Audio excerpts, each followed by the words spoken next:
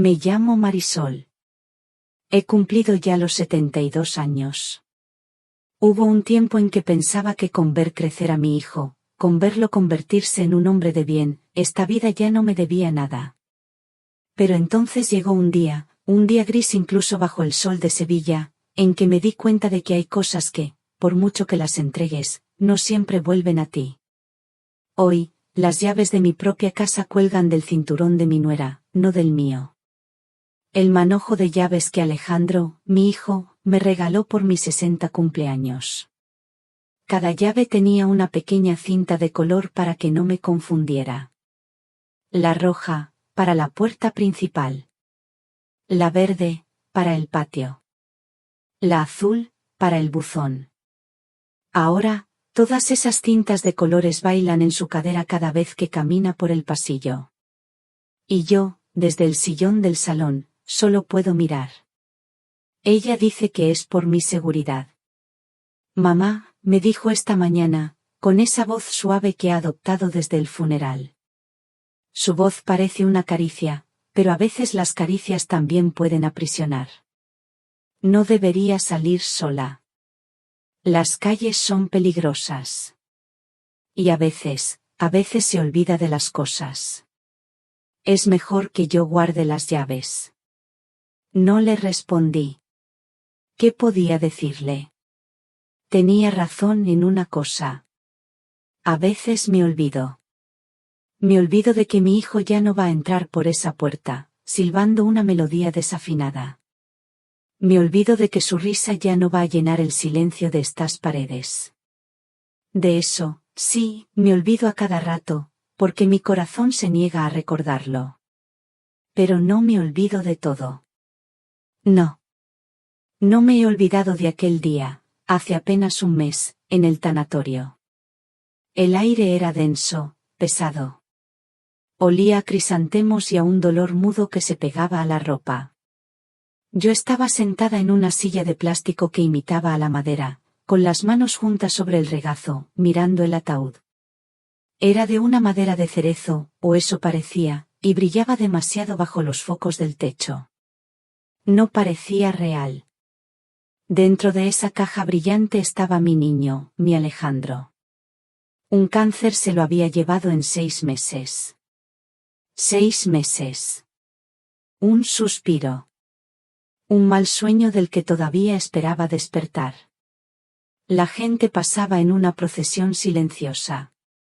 Me daban el pésame.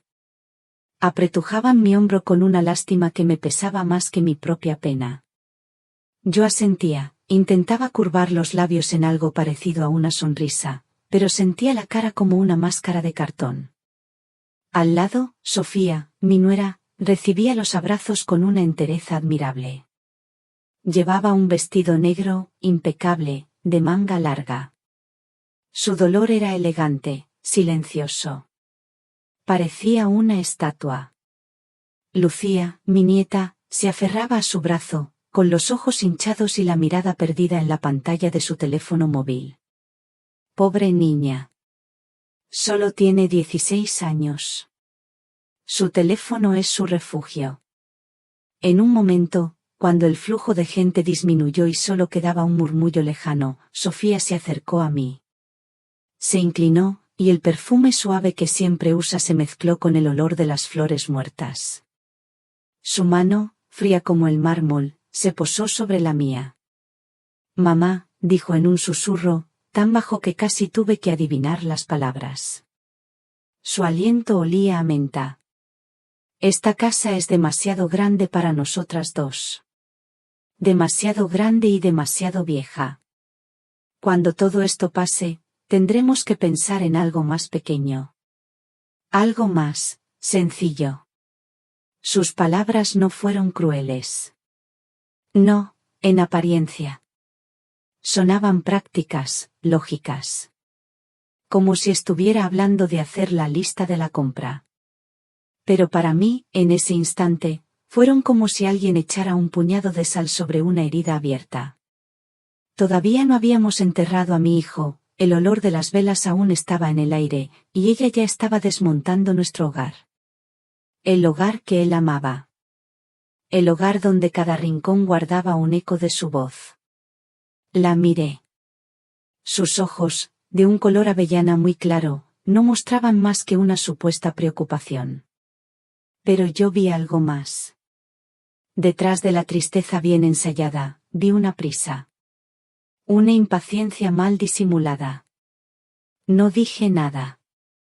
Solo asentí levemente, casi un movimiento imperceptible. En ese momento, no tenía fuerzas para luchar contra nada ni contra nadie. El dolor era un océano, y yo solo era una pequeña barca a la deriva, sin remos y sin timón. Ahora, sentada en este sillón de orejas donde él se sentaba a leer el periódico, con el sonido metálico de sus llaves tintineando en el pasillo, recuerdo aquel susurro. Y entiendo que no era una idea. No era una sugerencia. Era el primer ladrillo de un muro que estaba empezando a construir a mi alrededor. Un muro hecho de palabras amables, de cuidados asfixiantes y de una compasión que, en realidad, era una condena. El sol de la tarde entra por el ventanal, dibujando rectángulos dorados en las baldosas del suelo. Es la misma luz que veía Alejandro cuando, de pequeño, se tumbaba aquí a leer sus tebeos, con los pies descalzos. La misma luz que iluminó su cara el día que me dijo que se casaba con Sofía, aquí mismo, en este salón. Me pregunto si él, desde donde esté, puede ver este muro que crece y me encierra. Me pregunto si sabe que las llaves de su casa, de nuestra casa, ya no están en mis manos. Y me convertí en una prisionera en mi propio hogar. Una prisionera cuidada, alimentada, pero prisionera al fin y al cabo. Y todo empezó con un susurro. Un susurro en medio del aroma de los crisantemos. Pasó una semana. Una semana de silencio espeso, solo roto por el tic-tac del reloj del salón. Cada día, me levantaba y la ausencia de Alejandro era una presencia física, un hueco en el aire a mi lado en la mesa de la cocina. Entonces, un martes por la tarde, sonó el timbre. Eran Sofía y Lucía, con dos maletas grandes a sus pies. Mamá, dijo Sofía, sonriendo con una dulzura cansada. Hemos pensado que no puedes estar sola. Nos mudamos aquí. Para cuidarte. Para que nos cuidemos entre todas. En ese momento, sentí un pequeño alivio. La casa se sentía menos vacía con el ruido de sus pasos. Lucía subió a la que era la habitación de Alejandro, se encerró con sus auriculares y su música, y Sofía empezó a moverse por la casa como si siempre hubiera sido la dueña. La primera noche, preparó un puchero. El olor a hierbabuena llenó la cocina y por un instante, casi pude engañarme a mí misma. Casi pude pensar que éramos una familia normal, remendando las heridas juntos. Pero los remiendos, a veces, tiran de la tela vieja y la rompen más. Al día siguiente, llegó un cerrajero. Un hombre joven con las manos manchadas de grasa. Es por seguridad, mamá, me explicó Sofía mientras el hombre taladraba la puerta. Las cerraduras viejas son fáciles de forzar. Ahora estaremos más tranquilas. Me entregó una llave nueva, brillante, sin historia. La guardé en el bolsillo de mi bata. Se sentía extraña. Fría. No era mi llave.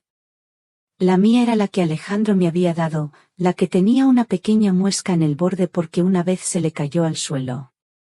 Me preguntaba a mí misma. ¿Realmente era necesario cambiar la cerradura que mi hijo había instalado con sus propias manos? Los cambios siguieron, pequeños pero constantes.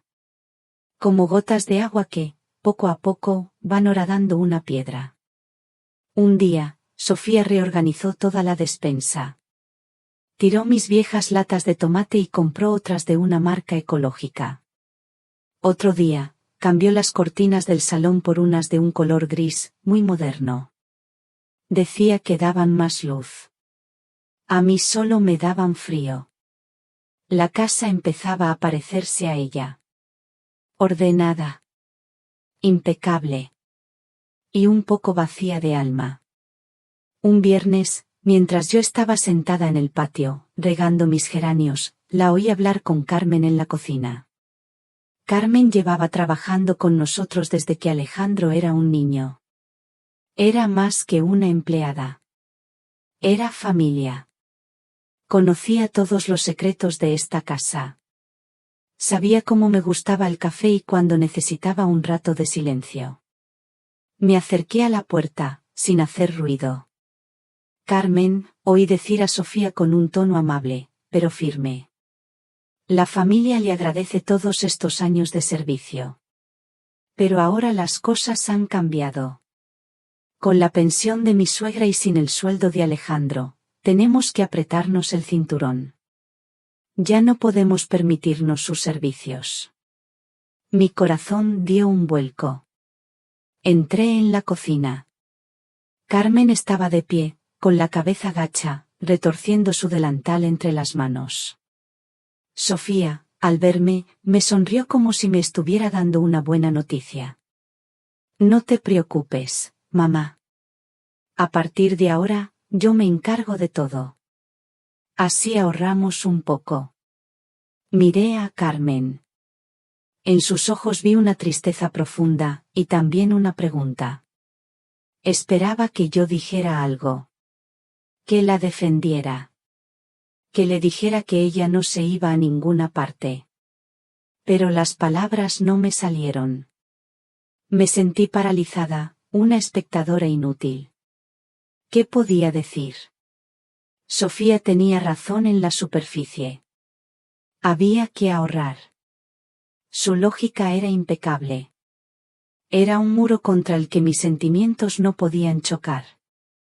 Solo pude acercarme a Carmen y abrazarla. Olía a jabón y a cebolla frita. A toda una vida. Gracias por todo, Carmen, le susurré. Ella me devolvió el abrazo, fuerte, y sentí como sus hombros se sacudían. Cuando se fue, una parte de la casa se fue con ella. La última aliada que me quedaba entre estas paredes. Esa misma tarde, Sofía se sentó a mi lado en la mesa del comedor. Había sacado una carpeta con papeles. Eran mis facturas, la cartilla de mi pensión. Mamá, dijo, poniendo su mano sobre la mía. Su piel era suave, sin una sola arruga. Déjame que me ocupe yo de esto. Necesitas descansar. No te preocupes más por estas cosas de números y papeles. Cogió la cartilla. La metió en la carpeta. Y la cerró. El sonido del cierre de la carpeta fue como el de una puerta de celda. Esa noche, no pude dormir. Daba vueltas en la cama, sintiendo el peso del silencio. La casa ya no era del todo mía. Los olores estaban cambiando. Los sonidos eran diferentes. Y yo, poco a poco, empezaba a sentirme como una invitada en mi propia cocina. En mi propio salón. En mi propia vida. Me levanté y fui a la cocina a por un vaso de leche. La nueva cerradura de la despensa brillaba bajo la luz de la luna. Y me hice una pregunta que me heló por dentro. ¿Me estaba cuidando? ¿O me estaba controlando? Los días pasaban con una rutina lenta y silenciosa. Sofía se encargaba de todo. La compra, la limpieza, las cuentas. Yo me dedicaba a mis geranios y a hojear álbumes de fotos viejos, sintiéndome cada vez más como un mueble antiguo en mi propia casa. Hasta que un jueves por la mañana, llegó una carta para mí. Era del banco. Una carta oficial, con el logotipo grabado en relieve. Sofía la cogió del buzón, me la entregó con una mirada curiosa. «Es del banco, mamá, ¿necesitas que te la lea?» «No, hija, gracias. Todavía veo bien las letras», le dije, y me metí la carta en el bolsillo de la bata antes de que pudiera insistir. El corazón me empezó a latir un poco más deprisa. Era la primera cosa que era solo mía en semanas. Esperé a que saliera a hacer la compra. La oí cerrar la puerta principal con la llave nueva y, entonces, con las manos temblorosas, abrí el sobre. Era una notificación. Me informaban de que tenía a mi disposición una caja de seguridad, la número 213, contratada a mi nombre por don Alejandro García Ruiz. Mi hijo. Decía que el contrato estaba pagado por 5 años. Una caja de seguridad. Alejandro nunca me había mencionado nada. ¿Qué podía haber allí dentro? No lo pensé 2 veces. Era la primera vez que sentía una urgencia, una necesidad de hacer algo por mí misma desde que él se fue. Me puse el vestido de los domingos, cogí mi bolso y mi documento de identidad, y salí de casa. En el perchero de la entrada, cogí el juego de llaves antiguo, el de las cintas de colores. La llave de la puerta principal ya no servía, pero la del portal sí. Me sentí como una ladrona, saliendo a escondidas. El camino al banco fue un torbellino de pensamientos. ¿Serían joyas de la familia? ¿Documentos importantes?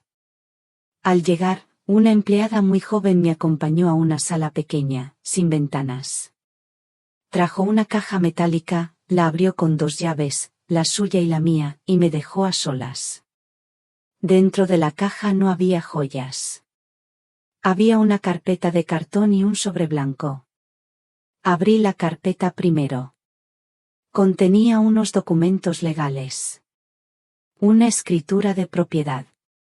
Leí el encabezado varias veces, porque mis ojos no daban crédito. Era la escritura de la finca de mis suegros, cerca de Ronda. La finca, La Paloma Blanca. El lugar donde Alejandro pasó todos los veranos de su infancia. Pero lo más increíble era que la escritura estaba a mi nombre. Y la fecha de la transferencia era de hacía 2 años. Luego, abrí el sobre. Dentro, había una sola hoja de papel, doblada en 4. Era su letra. La letra de mi hijo, un poco temblorosa al final, como si le hubieran faltado las fuerzas. Me senté en la silla de aquella sala fría y empecé a leer. Mamá, decía la carta. Perdóname por este secreto. Si estás leyendo esto, es que yo ya no estoy para contártelo. Hace 2 años, cuando los médicos me dieron las primeras malas noticias, puse la finca a tu nombre. No es que no quisiera a Sofía, pero, ella ha cambiado. O quizás yo no quise ver cómo era en realidad. Para ella, la Paloma Blanca no es más que un trozo de tierra para vender. Unos terrenos para construir apartamentos. Nunca entendió que ese lugar es el alma de nuestra familia. Son los olivos que plantó el abuelo. Es el pozo donde yo aprendí a nadar. Es tu recuerdo. No confío en ella, mamá. No para proteger esto. Cuídala tú por mí. Es lo único que te pido. Protege nuestra memoria. Protege a Lucía. Te quiere, siempre. Alejandro. Lloré. Lloré en silencio, en esa habitación sin ventanas, con la carta de mi hijo en una mano y la escritura en la otra. Eran lágrimas de dolor, pero también de una claridad terrible. Todo encajaba. El susurro en el tanatorio. El cambio de cerradura. El despido de Carmen. La prisa de Sofía. No era por cuidarme. Era por asegurarse de que no hubiera obstáculos. Guardé todo en mi bolso, que ahora pesaba como si llevara piedras dentro. Al salir del banco, la luz del sol me cegó por un momento. Me sentía diferente. El dolor seguía ahí, pero ahora tenía un propósito. Una misión que mi hijo me había encargado. De camino a casa, me crucé con Pilar, mi vecina de enfrente. Llevaba el carrito de la compra. Marisol, mujer, qué alegría verte por la calle, dijo con una sonrisa. pero sus ojos me miraban de una forma extraña. Con una mezcla de curiosidad y lástima. He ido al banco a hacer un recado, le expliqué. Ah, dijo ella, y bajó la voz, como si fuera a contarme un secreto. Oye, ten cuidado. Sofía está muy preocupada por ti. Me cuenta que últimamente te despistas mucho, que te olvidas de las cosas. Dice que a veces te confundes. Pobrecita, es que el golpe ha sido muy duro. Es normal a nuestras edades. Me quedé helada. La sonrisa se me borró de la cara. Así que eso era.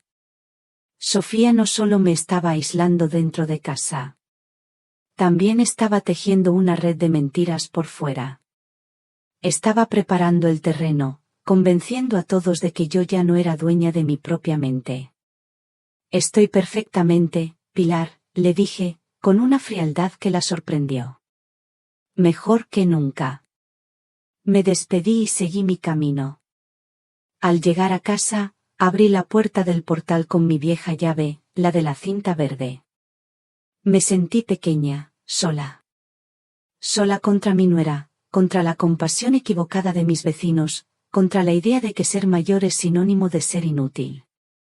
¿Alguna vez han sentido que las personas a su alrededor de repente los miran con otros ojos, basados en las palabras venenosas de alguien más? Me pregunto cuántas historias como la mía existen en silencio. Déjenme saber en los comentarios si alguna vez han tenido que luchar por su propia verdad. Desde mi visita al banco, empecé a jugar a un juego peligroso. El juego de fingir. Fingía que no sabía nada. Fingía ser la anciana dócil y un poco despistada que Sofía quería que fuera. Asentía a todo, sonreía cuando debía y guardaba mi secreto, el peso de la finca y la carta de mi hijo, en lo más profundo de mi corazón. Pero cada día, las paredes de la casa parecían encogerse un poco más. Una tarde, Sofía llegó de la calle con una carpeta de plástico brillante bajo el brazo. La dejó sobre la mesa del salón con un cuidado exagerado. Dentro había un folleto. Un folleto a todo color, impreso en papel de ese que resbala al tacto. En la portada, una pareja de ancianos sonreía mientras paseaba por un jardín perfecto. El titular decía, Residencia Los Girasoles. El descanso que usted merece. He estado mirando sitios, mamá, dijo Sofía, sentándose a mi lado. Su voz era melosa, como si me estuviera ofreciendo un caramelo. He encontrado este lugar. Es excelente. Tienen médico las 24 horas, actividades, jardines preciosos. Estarías más segura, más cuidada. Piénsalo. Sería un nuevo comienzo. Miré las fotos. Las sonrisas de los ancianos parecían pegadas con alfiler. Los jardines no tenían ni una hoja seca. Todo era demasiado perfecto. Demasiado falso. Era una jaula de oro. Un lugar bonito para esperar el final. Mi estómago se encogió. Antes de que pudiera encontrar una respuesta que no sonara a grito, Lucía entró en el salón. Dejó su mochila en el suelo con un golpe seco y vio el folleto sobre la mesa. Lo cogió. Sus ojos recorrieron la página a toda velocidad. ¿Qué es esto?, preguntó, y su voz de adolescente, normalmente apática, sonó afilada como un cuchillo. Es una opción para la abuela, cariño.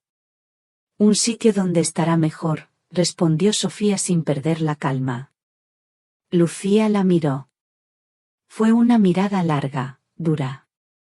Hacía tiempo que no la veía mirar a su madre de esa manera.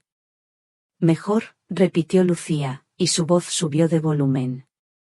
El mejor sitio para ella es este, su casa, nuestra casa, ¿a dónde quieres mandarla, mamá? Lucía, baja la voz. No son formas de hablar, dijo Sofía, y su tono amable empezó a resquebrajarse. Son cosas de adultos. Tú no lo entiendes. Claro que lo entiendo, gritó Lucía, y arrojó el folleto sobre la mesa como si quemara.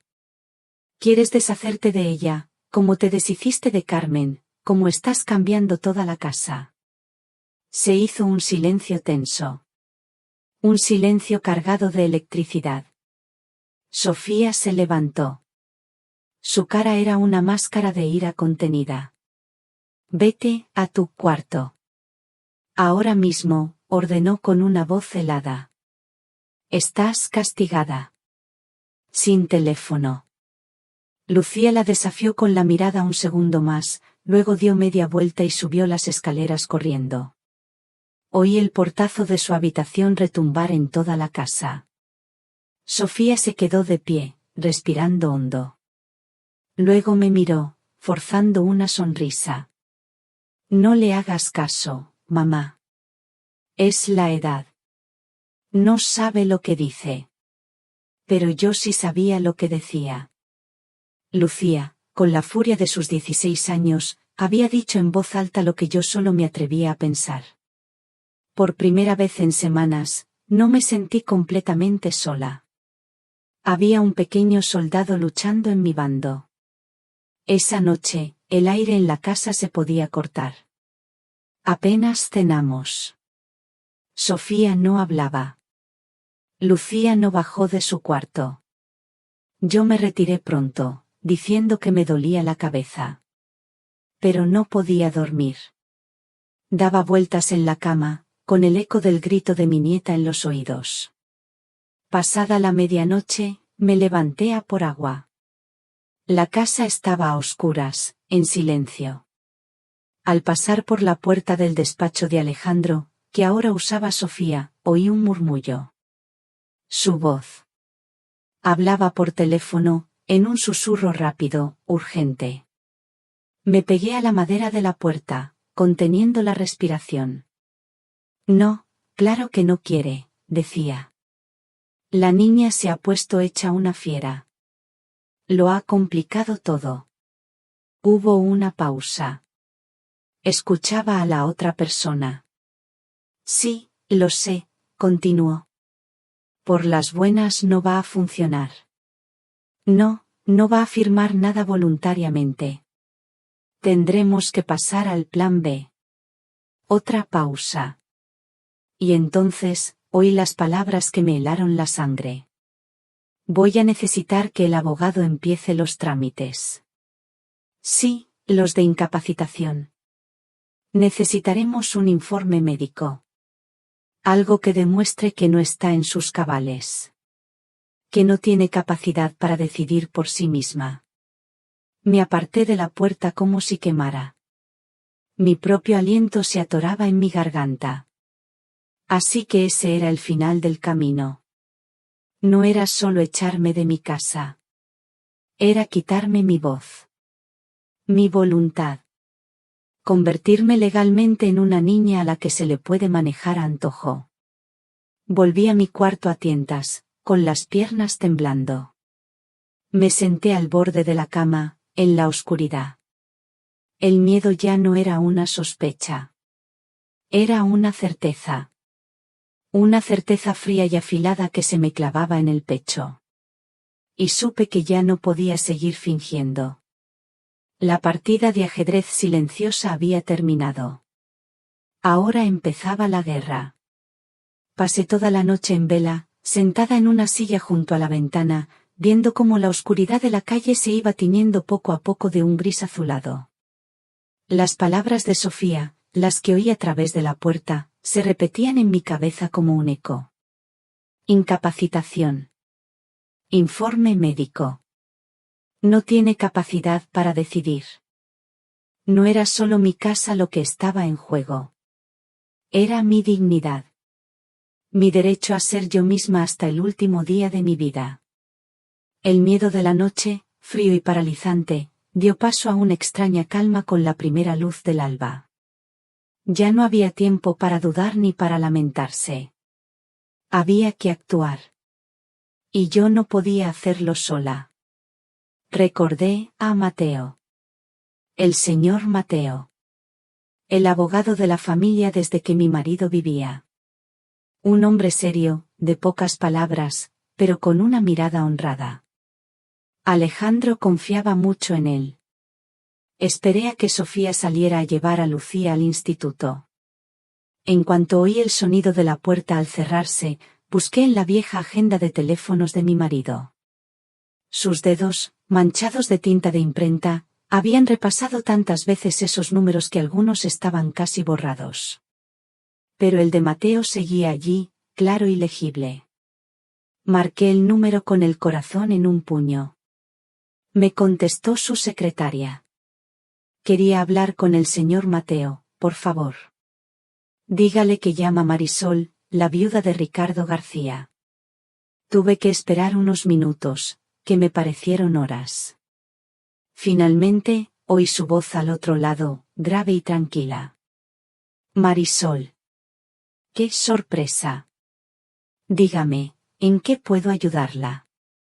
Respiré hondo. Tenía que sonar normal. Calmada. Mateo, soy yo, Marisol, dije, intentando que no me temblara la voz. Necesito verte. Es un asunto personal. No tiene que ver con lo de Alejandro. Hice una pausa y añadí, como si se me acabara de ocurrir. Es sobre mi testamento. Quiero poner algunas cosas en orden. Era una excusa, sí, pero era la única que se me ocurrió que no levantaría sospechas si alguien escuchaba. Por supuesto, Marisol, respondió él sin dudar. ¿Te viene bien mañana por la mañana, a las 10? Perfecto, Mateo. Muchas gracias. Colgué el teléfono. Me sentía como si acabara de dar el primer paso en un camino largo y peligroso. Pero era mi camino. Y por primera vez, sentía que volvía a tener el control, aunque fuera de un pequeño detalle. Ese día, intenté comportarme con normalidad. Le pregunté a Sofía qué íbamos a comer, vi un poco la televisión. Pero por dentro, era un manojo de nervios. Contaba las horas que faltaban para ver a Mateo. Por la noche, después de cenar, ocurrió algo inesperado. Estaba en mi cuarto, ordenando un cajón de pañuelos, cuando llamaron suavemente a la puerta. Era Lucía. Entró de puntillas, cerrando la puerta tras de sí con mucho cuidado. Tenía los ojos muy abiertos, llenos de una preocupación que la hacía parecer mayor de lo que era. En sus manos llevaba la tableta que usaban en casa. La pantalla estaba encendida. Abuela, me susurró, acercándose a mí. Su voz era apenas un hilo. Tienes que ver esto. Me enseñó la pantalla. Estaba abierta en el historial de búsqueda de Internet. Y allí, en una lista, se podían leer las frases que su madre había buscado en los últimos días. Incapacitación judicial de mayores procedimiento. Primeros síntomas de Alzheimer en personas de 70 años. Cómo gestionar el patrimonio de un familiar incapacitado. Residencias de lujo para mayores en Sevilla, precios. Leí cada frase, y cada una era una puñalada. No era la imaginación de una vieja asustada. Era real. Estaba escrito. Negro sobre blanco. Lucía me miró, con los ojos llenos de una tristeza infinita. Abuela, volvió a susurrar, y me enseñó otra pantalla en su móvil. Había hecho una foto. Se lo he enviado a mi correo. Por si lo borra. En ese momento, vi a mi nieta. La vi de verdad. No era la adolescente pegada a una pantalla. Era una niña inteligente, valiente, que estaba arriesgándose por mí. Por la verdad. No pude decir nada. Solo la abracé. La abracé fuerte, sintiendo sus hombros delgados y su pelo oliendo a champú de manzana. Ella me devolvió el abrazo, y en ese gesto silencioso, se forjó una alianza. Un pacto secreto entre la más joven y la más vieja de la casa.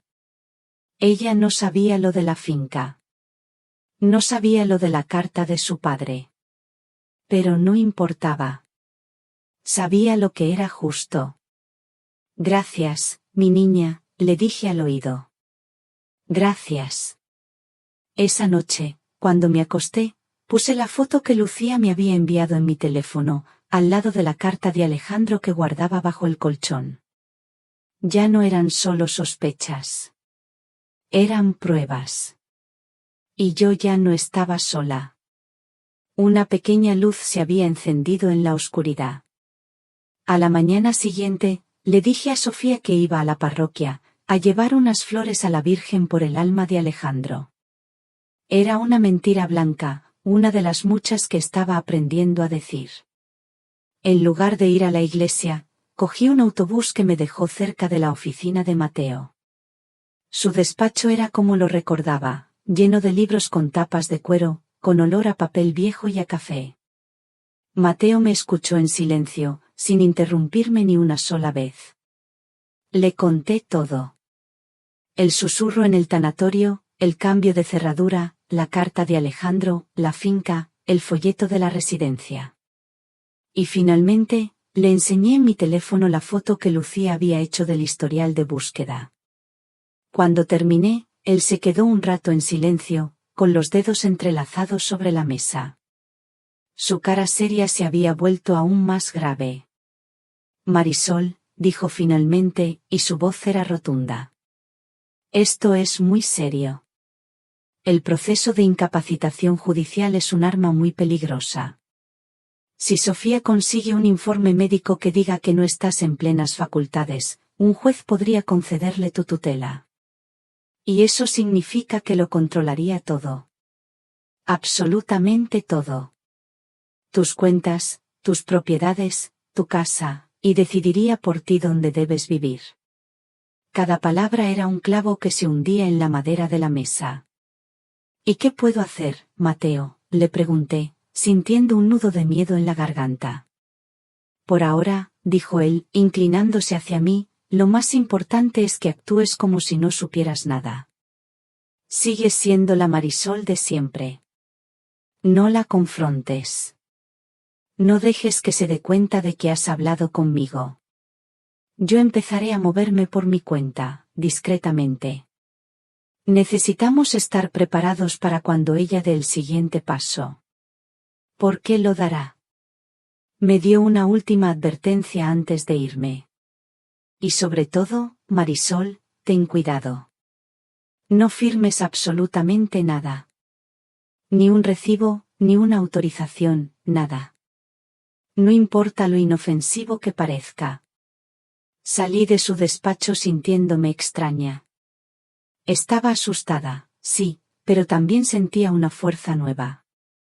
Ya no estaba sola en la oscuridad. Tenía un plan. Tenía a Mateo. Y tenía a Lucía. Volví a casa justo para la hora de comer. Entré en un escenario que ya no me parecía el mío, sino una obra de teatro en la que yo era la actriz principal. Empezaba mi nueva vida. La vida de fingir. El siguiente paso de Sofía llegó 2 días después. Estábamos las 3 en el salón después de comer. Yo hacía como que leía una revista, pero en realidad observaba cada uno de sus movimientos. Sofía parecía nerviosa. Miraba el reloj constantemente.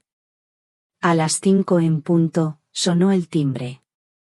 Ah, debe de ser él, dijo Sofía, levantándose con una naturalidad un poco forzada. Mamá, ha venido un médico a verte. Es un amigo de la familia, el doctor Salas.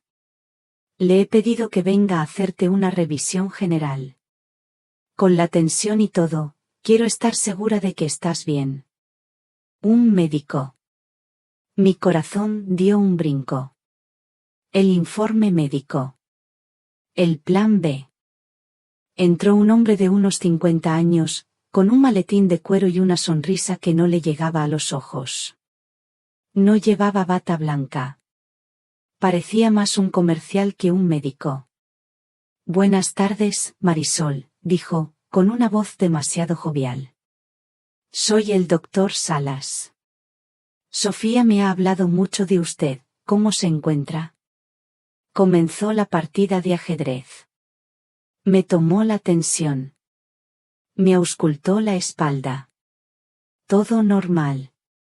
Pero luego empezaron las preguntas. Las preguntas trampa. Dígame, Marisol, ¿en qué día estamos hoy? Jueves, respondí sin dudar. ¿Y la fecha completa? Me hice la que pensaba un momento, como haría cualquier persona de mi edad. Pues, jueves, 26 de octubre, creo. Era correcto. Lo había comprobado esa mañana en el calendario, por si acaso. Muy bien, dijo él, anotando algo en una libreta. ¿Y quién es el presidente del gobierno? Le respondí. Sofía observaba desde el otro lado de la habitación, con los brazos cruzados.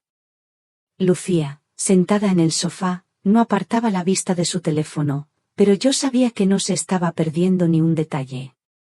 Sus dedos estaban quietos sobre la pantalla. El supuesto doctor siguió con sus preguntas, cada vez más específicas, sobre recuerdos de mi infancia, sobre nombres de familiares lejanos. Recordé el consejo de Mateo, actúa normal. Y eso hice. A veces, fingía dudar un poco. Ay, doctor, esa memoria mía, espere que piense. Ah, sí, claro, la tía Enriqueta, la de Málaga. No quería parecer una enciclopedia, porque eso habría sido sospechoso. Tenía que ser una mujer de 72 años. Con sus pequeños olvidos, con sus dudas. Pero una mujer lúcida. Plenamente lúcida. Cuando terminó, después de casi una hora, cerró su maletín. Está usted fuerte como un roble, Marisol, dijo con su falsa sonrisa. Solo un poco de la tensión alta, nada que no se arregle con la pastilla. Se despidió y Sofía lo acompañó a la puerta. Oí cómo hablaban en voz baja en la entrada. No pude entender lo que decían. Cuando Sofía volvió al salón, su cara era un poema. Estaba decepcionada. Frustrada. Esperaba encontrar a una anciana senil, y se había encontrado con una mujer que todavía sabía en qué día vivía. Me miró. Y yo le sostuve la mirada, con una calma que no sabía que poseía. Por primera vez desde que todo esto empezó, sentí que había ganado una pequeña batalla. Ella creía que estaba jugando sola. Pero no sabía que en mi bando, aunque en silencio, ya éramos 3. Y que la partida no había hecho más que. Pensé que mi pequeña victoria con el falso doctor me daría algo de tiempo. Me equivoqué. Sofía no era de las que se rinden. Si un camino se cerraba, simplemente buscaba otro, más oscuro y más retorcido. Pasaron 3 días. 3 días de una calma tensa, como el aire quieto que precede a una gran tormenta.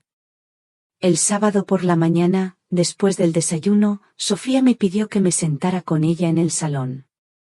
Lucía estaba allí, en su rincón del sofá, supuestamente absorta en sus estudios, pero yo sabía que estaba escuchando con cada poro de su piel.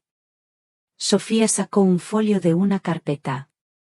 No era un folleto de colores. Era un documento de aspecto oficial. Lo puso sobre la mesa, delante de mí, con un movimiento lento y deliberado. Mamá, dijo con un tono de voz muy serio, el que usan los médicos para dar malas noticias. El doctor Salas me ha enviado su informe.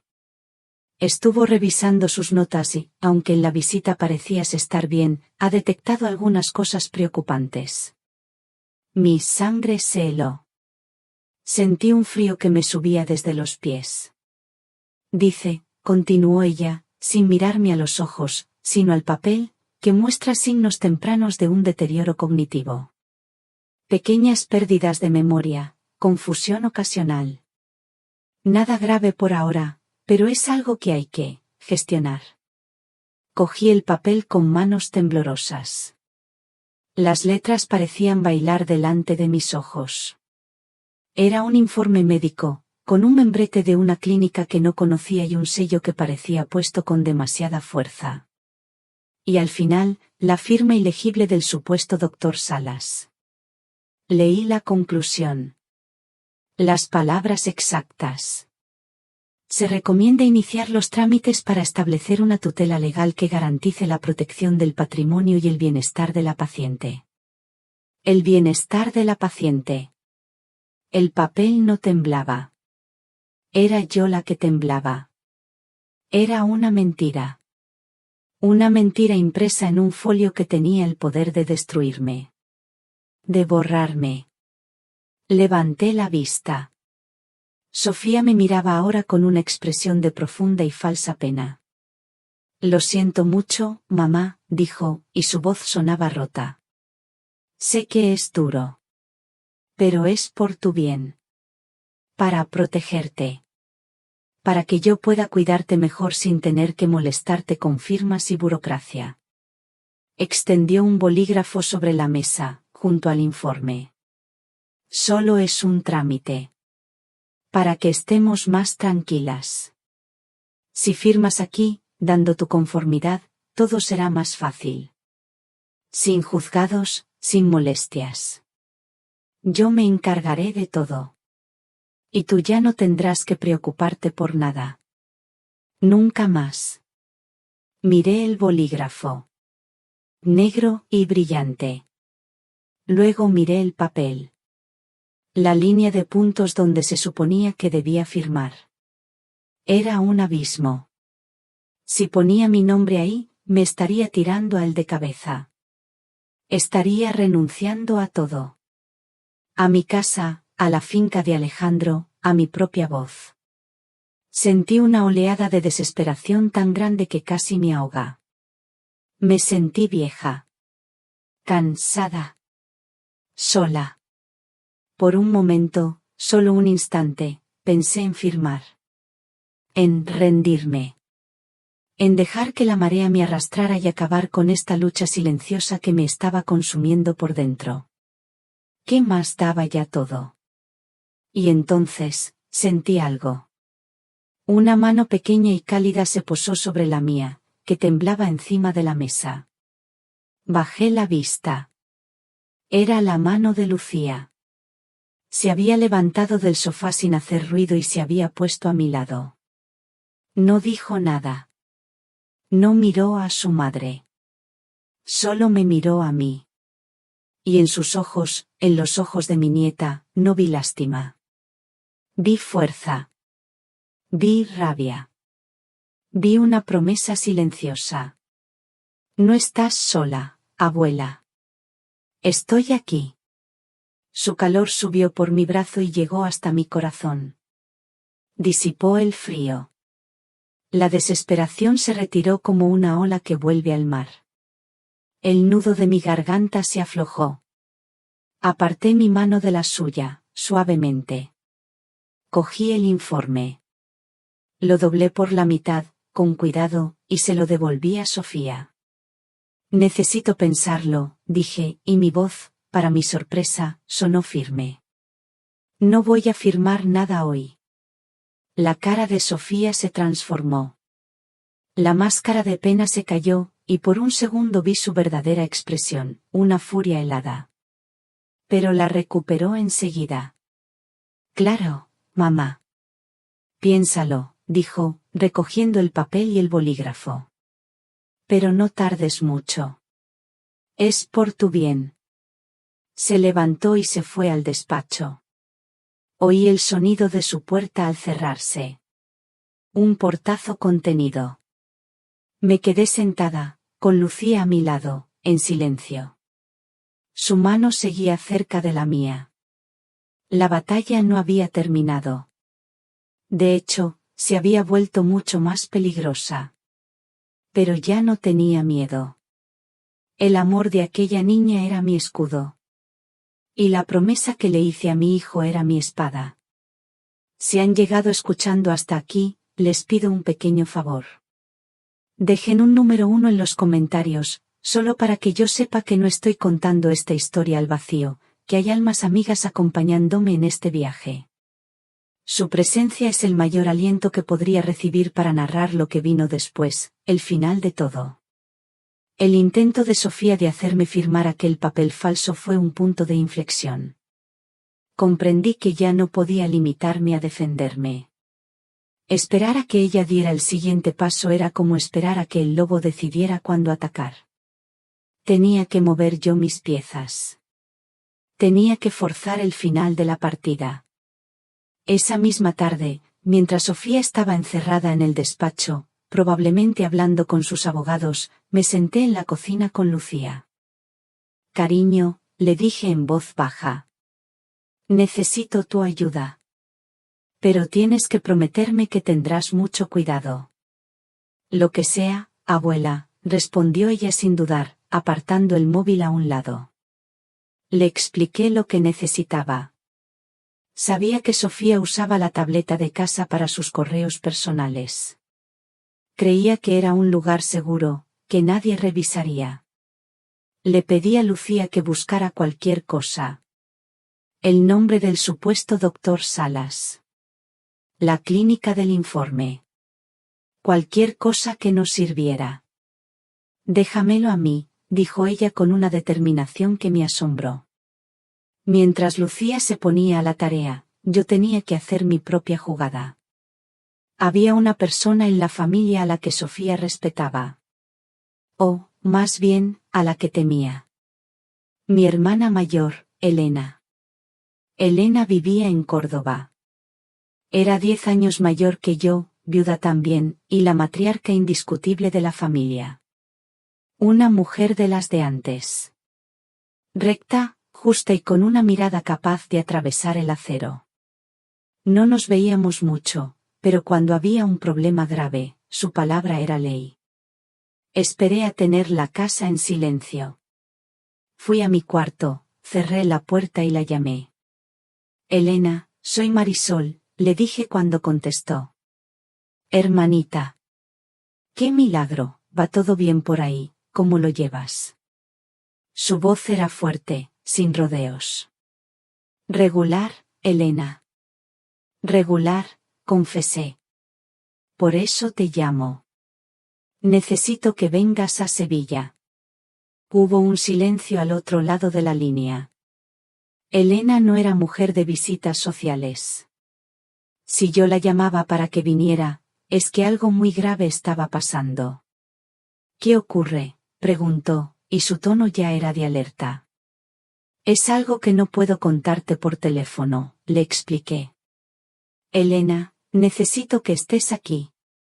La familia tiene una herida que se está infectando. Y creo que solo tú tienes la lucidez para verla y la mano firme para curarla.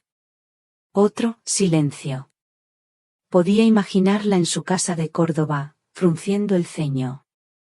Estaré allí el sábado por la mañana, dijo finalmente. Prepara café. Y colgó. No necesitaba más.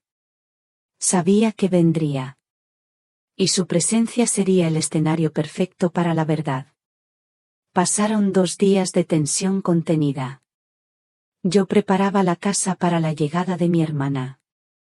Sofía, al enterarse, se puso visiblemente nerviosa. ¿Viene la tía Elena? ¿Y eso? ¿Le ha pasado algo?, preguntó, intentando disimular su inquietud. No, mujer. Solo le he dicho que venga a pasar el fin de semana. Hace mucho que no nos vemos, respondí con la mayor naturalidad que pude. Pero ella no se lo creyó del todo. Empezó a limpiar la casa con un frenesí casi obsesivo, como si la visita de Elena fuera una inspección. El viernes por la noche, justo la víspera de la llegada de mi hermana, Lucía vino a mi cuarto. Llevaba la tableta en las manos y en su cara había una expresión de triunfo y de asco al mismo tiempo. «Lo tengo, abuela», susurró, cerrando la puerta. Me enseñó la pantalla.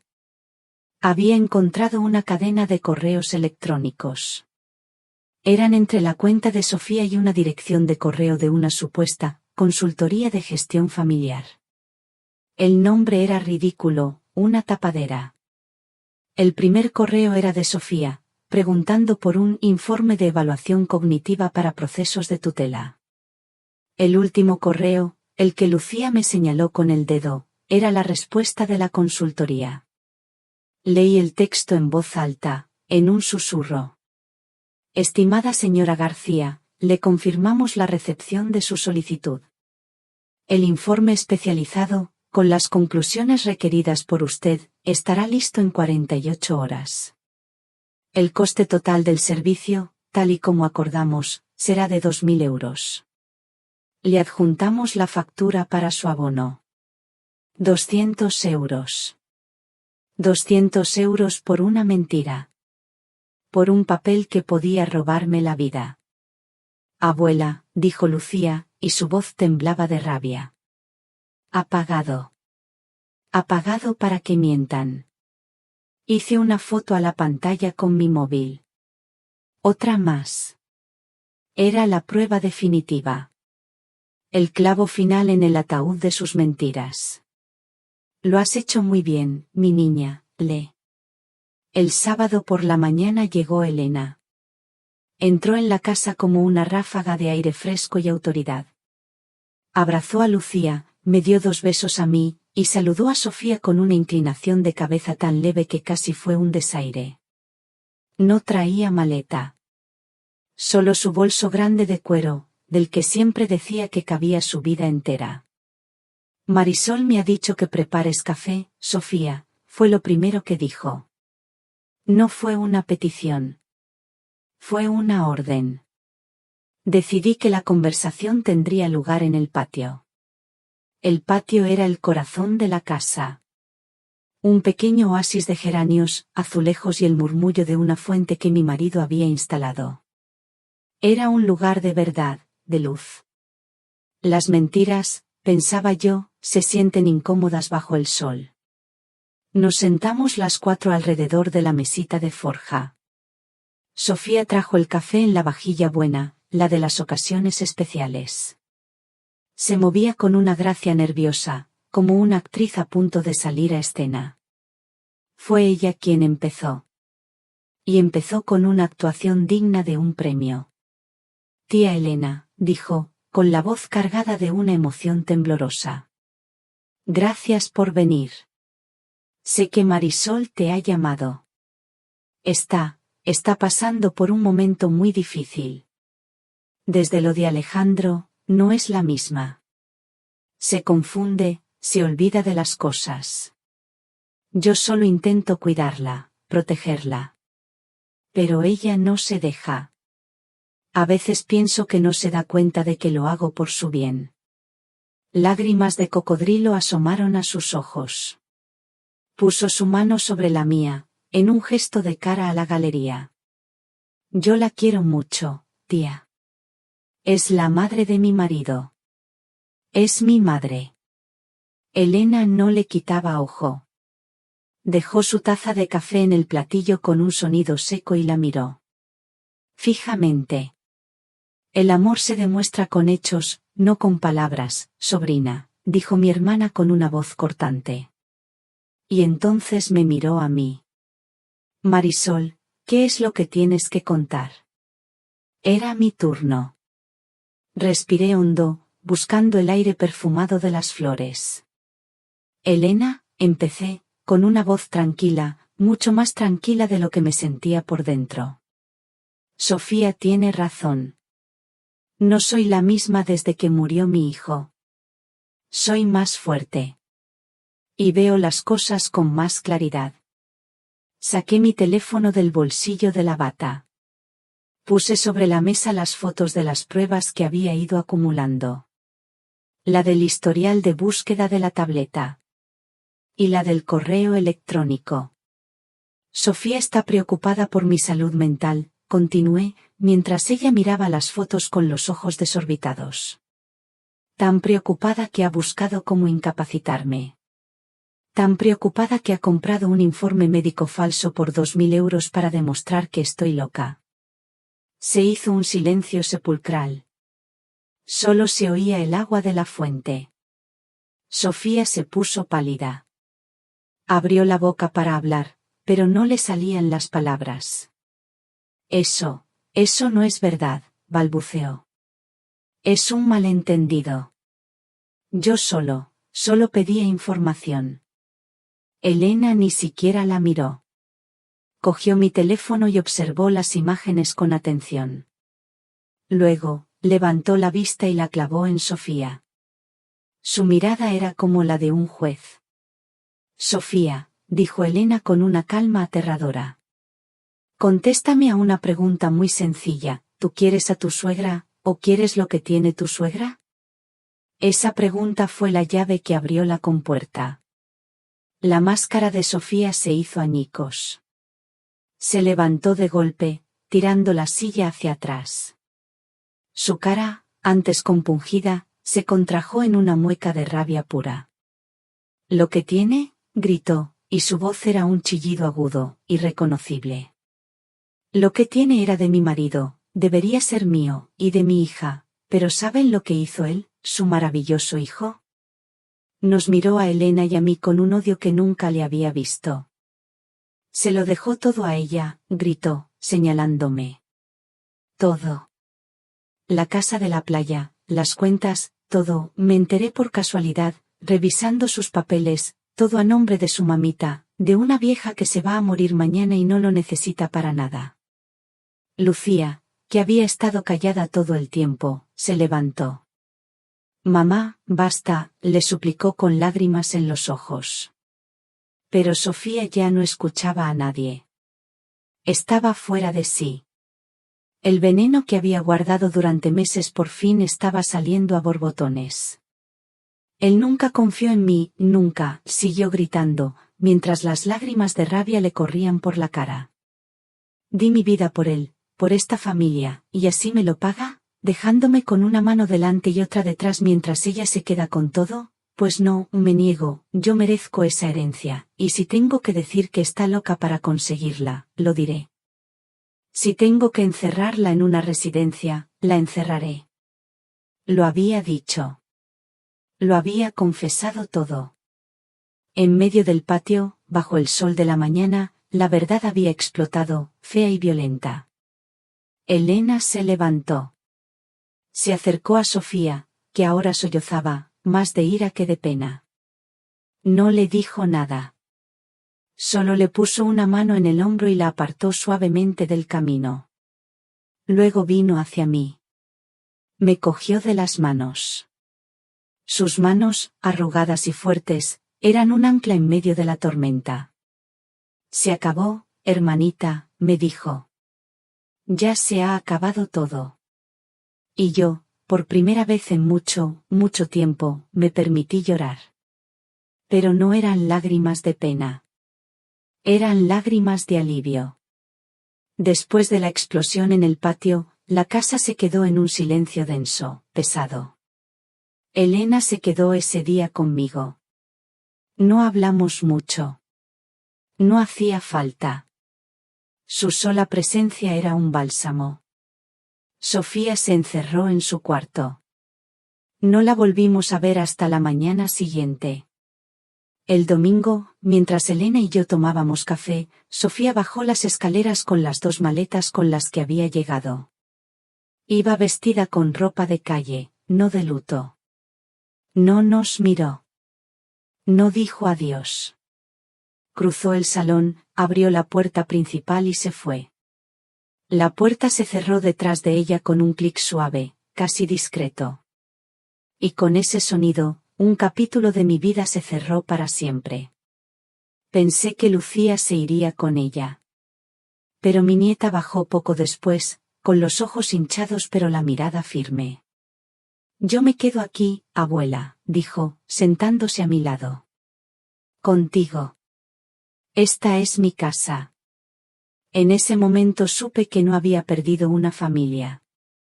Había recuperado la que de verdad importaba. Los meses que siguieron fueron meses de curación. Poco a poco, la casa volvió a ser mía.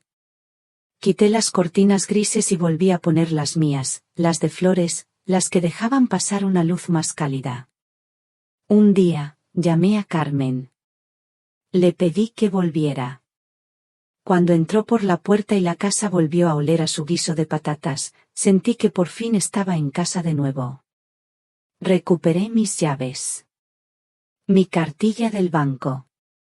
Mi vida. Un fin de semana de primavera, Lucía y yo cogimos el coche y fuimos a Ronda, a la finca La Paloma Blanca. Hacía años que no iba. La casa estaba cerrada, cubierta de polvo, pero fuerte y en pie.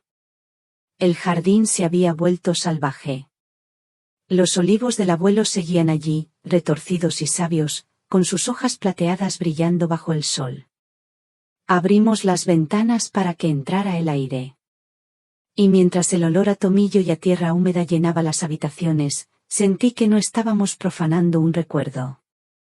Estábamos dándole vida de nuevo. Papá adoraba este sitio, dijo Lucía, pasando la mano por una vieja mecedora de mimbre. Lo sé, cariño, le respondí. Y ahora es nuestro. Para cuidarlo. Para llenarlo de risas otra vez. Aquel día, plantamos un pequeño limonero en el jardín. Un árbol nuevo, para una vida nueva. Con el tiempo, tomé una decisión. Hablé con Mateo. Con una parte del dinero que Alejandro me había dejado, creamos una pequeña fundación. Una beca con su nombre para ayudar a estudiantes de familias humildes de nuestro barrio a ir a la universidad. Era lo que él siempre había querido hacer. Cada vez que entregamos una de esas becas y veo la ilusión en los ojos de un joven, siento que mi hijo sigue vivo. Siento que su bondad sigue dando frutos en el mundo. Mi vida ahora es tranquila. Los días ya no son una batalla. Son un regalo. Lucía está a punto de empezar la universidad. Dice que quiere estudiar Derecho. A veces, por las tardes, nos sentamos juntas en el patio, y mientras yo cuido de mis geranios, ella me lee las noticias. Hemos vuelto a ser una familia. Una familia más pequeña, un poco rota, pero real. A veces, pienso en Sofía. No con rabia, sino con una especie de tristeza lejana. Pienso en cómo la ambición puede envenenar a una persona hasta secarle el corazón. El dinero, al final, es solo papel. Pero la confianza, una vez que se rompe, no hay oro en el mundo que pueda repararla.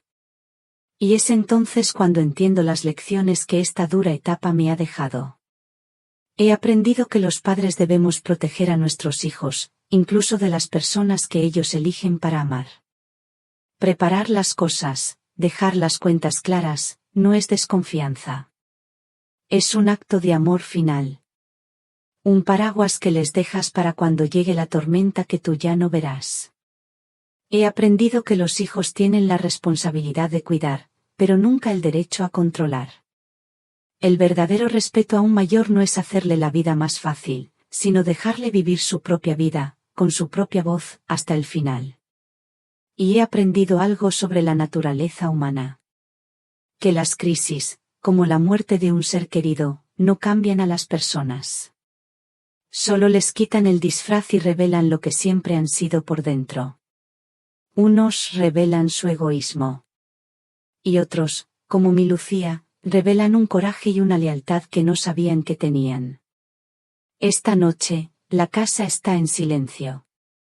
Pero es un silencio bueno. Un silencio en paz. Desde la ventana, veo el limonero que plantamos en la finca imaginaria de mis pensamientos. Aún es pequeño, pero sé que crecerá fuerte. Como mi nieta. Como la vida, que siempre, siempre, se abre camino de nuevo. Y sé que mi hijo, allá donde esté, por fin puede descansar. Porque su madre está a salvo. Y su hija está en buenas manos. Y su memoria, su verdadera herencia, está floreciendo.